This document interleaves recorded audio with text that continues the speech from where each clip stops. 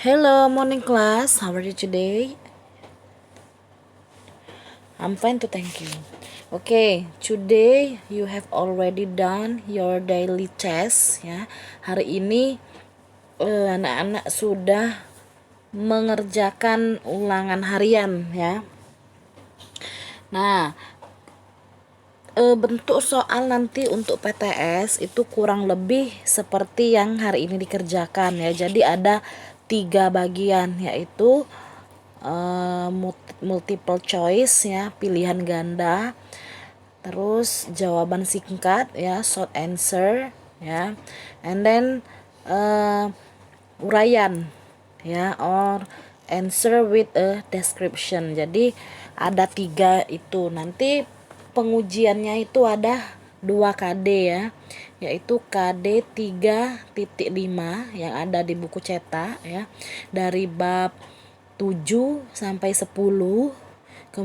Kemudian yang di LKS itu KD 3.6 dari lesson 7 and 7-8 ya. Yang di LKS itu 2 bab ya, bab 7 dan 8.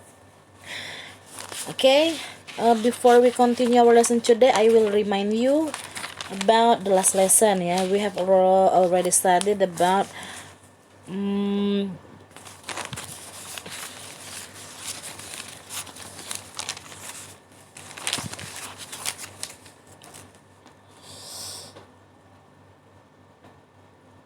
some fenomena ya,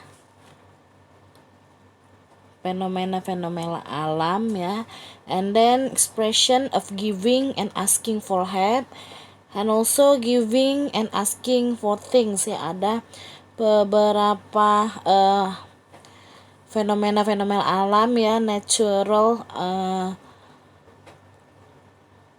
alam ya, nature ya, alam, dan ungkapan memberi, meminta bantuan ya, dan meminta memberi barang yaitu. Nah, nanti di bab ini ya, anak-anak coba baca ya.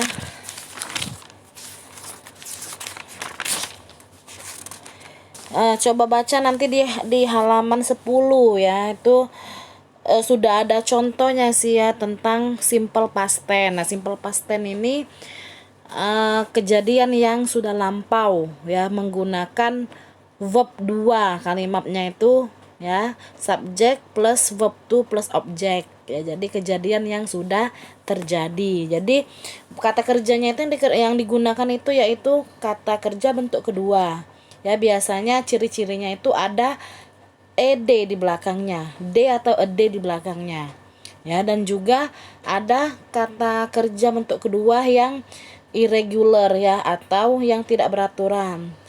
Dia itu berubah ya, kata tulisannya tuh berubah.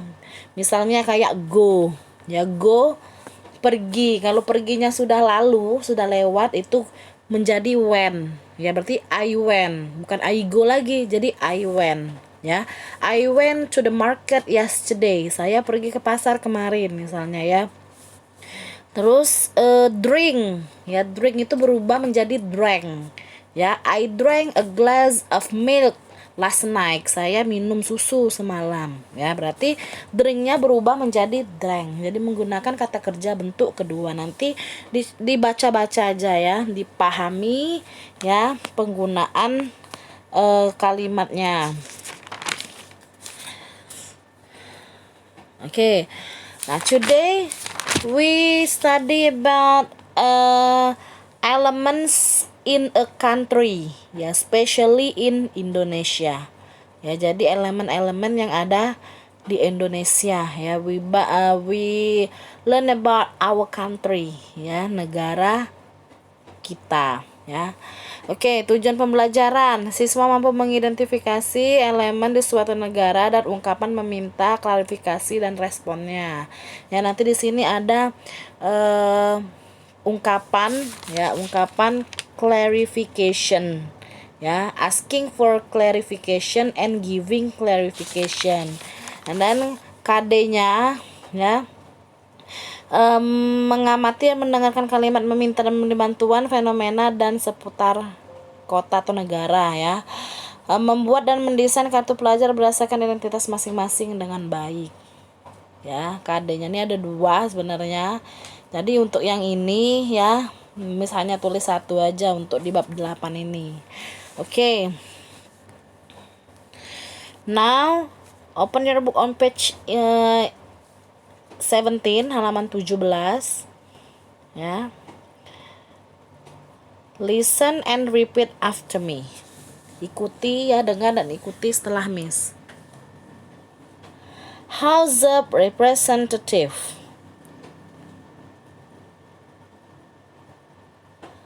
House of Representative.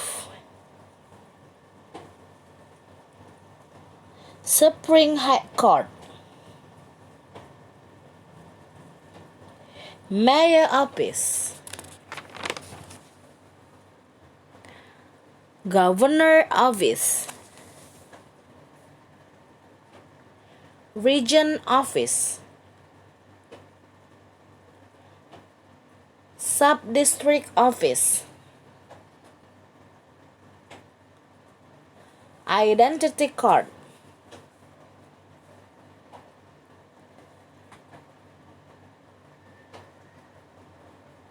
Driving License. Birth Certificate.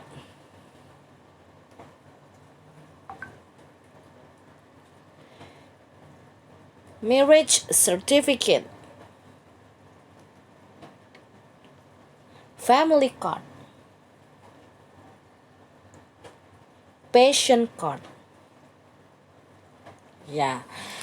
Okay, for the meaning of the words ya, look at the picture ya. House of Representative itu DPR, yaitu DPR, Dewan Perwakilan Rakyat, itu kantor DPR. Supreme High Court itu Mahkamah Agung ya, kantor Mahkamah Agung. Itu merupakan elemen-elemen negara ya. And then Mayor Office itu kantor wali kota ya, boleh dicatat. And then Governor Office, kantor gubernur. Region Office, kantor bupati. Sub-District Office, kantor camat. Identity Card itu KTP ya. Driving License, SIM ya. SIM A tuh SIM mobil kalau SIM A. Kalau SIM B motor ya. Birth Certificate itu adalah akta ya, akta kelahiran. And then Marriage Certificate itu buku nikah ya. And then Family Card itu kartu keluarga. And then Patient Card itu kartu pasien. Nah itu. Oke, kita lanjut on page 19 ya, halaman 19 itu ya, asking for clarification and giving clarification. Maksudnya di sini meminta keyakinan ya, bener nggak? Emang iya kayak gitu ya? Is it right? Ya, apakah itu benar? Ya, jadi mengklarifikasi ya suatu informasi ya. Is it correct? Ya, apakah itu benar ya? Sebenarnya yang di dalam kotak ini artinya itu intinya sama ya, cuma berbeda kalimatnya saja ya. Are you sure? Ya, iyakah atau kamu yakin kayak gitu ya. Really ya, sungguh ya, iyakah ya, sama aja ya. Terus giving clarification ya, itu untuk responnya. Yes, that's right. Iya, itu benar ya. Yes, I'm sure. Ya, saya yakin ya. Nah, itu sama aja, intinya sama ya. Nah, untuk penugasannya ya, ini nanti dikumpulnya hari Sabtu ya. Dikumpulnya hari Sabtu di halaman 24. Page 24 ya, di halaman 24 itu ada penugasan ya. Make a student's identity card. Jadi membuat kartu pelajar. Ya, sudah ada contohnya. Ya, contohnya di sini ya, tetapi ya nanti anak-anak membuatnya itu di buku gambar atau di kertas HVS ya. Jadi tidak hanya asal membuat tetapi mendesain ya, membuat dengan bagus ya. Nah, lihat contohnya itu ya. Untuk judul atasnya itu sesuai sekolah kita ya. Jadi kartu pelajar ya, kartu pelajar ini dibuat berdasarkan data masing-masing. Ya, judul di atasnya itu Xaverius Non Elementary School ya, SD Xaverius 9. Yang di bawahnya itu alamatnya ya, Betawi Raya Street ya. Nomor teleponnya juga ada. Baru di bawahnya lagi nama ya, nama lengkap ya. Student ID itu kayak